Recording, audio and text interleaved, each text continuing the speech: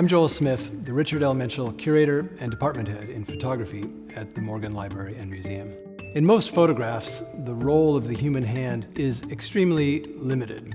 The Eastman Kodak Company even had a slogan for it: "You press the button, we do the rest." But sometimes the human hand is vividly involved in the making of a photographic image. At the Morgan, where there's a great collection of old master drawings and a great collection of modern and contemporary drawings, it makes sense to collect objects that exemplify the interaction of the logic of photography and the logic of drawing. In 1920, a professional photographic studio was hired to photograph the attendees at a convention of railway surgeons. These are the medical experts who specialized in attending to the grave injuries that occurred in the building and the maintaining of railways. The maker of the portrait not only made an exposure, but before the weekend was over, got all of the subjects of the photograph to sign the very wide negative, so that what you wind up with is a portrait that combines the two great 19th century means of reading character, a person's face and their autograph.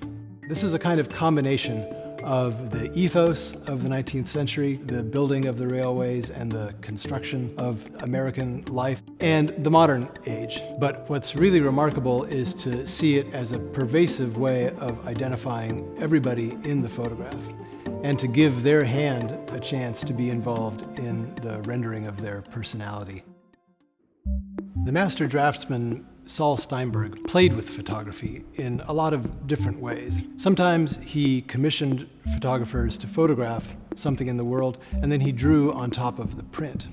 Other times, as in this example, he hired a photographer to certify the reality of his drawing by drawing something in a surprising place and then simply having a photograph made. Here he's had the photographer Louis Forer make a photograph of a woman reclining in the bath. She, of course, is rendered only in lines on the surface of the bathtub itself. This is Steinberg's way of playing with the reality and the unreality of drawing. It's something that exists here with us in the world, and yet it's also part of the same abstract version of reality that the photograph represents. The artist Christine Delenta asked an expert in the mathematical field of tessellation, folding, to fold up a piece of photographic printing paper in the darkroom. She then exposed it to light. So what we're seeing is a photographic object made without the use of a camera, really not even in the logic of drawing, but in the logic of sculpture and of performance and of process art. The final result is either, depending on your perspective, completely abstract, or the most literal and concrete photograph imaginable. In everyday life, we take the logic of the photograph for granted.